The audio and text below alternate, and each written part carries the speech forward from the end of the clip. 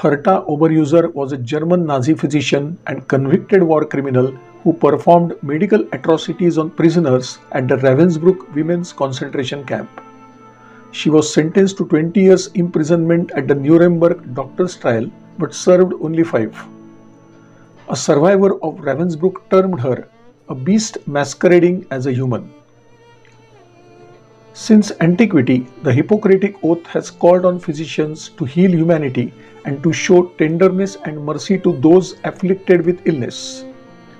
In Nazi Germany, the medical profession not only ignored its own ideals but became an active accomplice in the murderous racial agenda of Adolf Hitler's regime.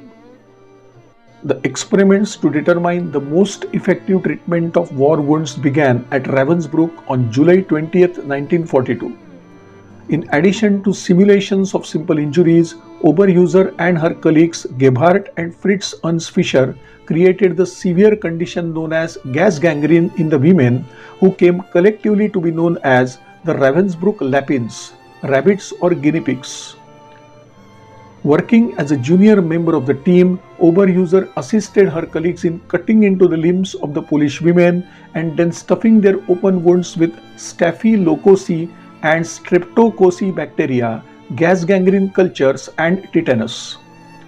Circulation of the women's normal blood supply was interrupted by tying off blood vessels at both ends of wounds so as to create a condition similar to that of a battlefield wound. These infections were then aggravated by filling the open wounds with dirt, wood shavings, and ground glass. Once the procedure was completed, the wounds were sewn up. At this point, the now raging infections would be treated with sulfanilamide and other drugs to determine effectiveness.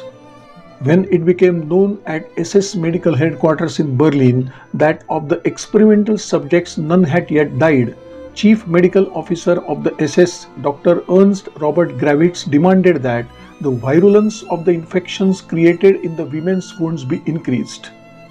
These infections resulted in excruciating agony for all of the Polish women who had been operated upon.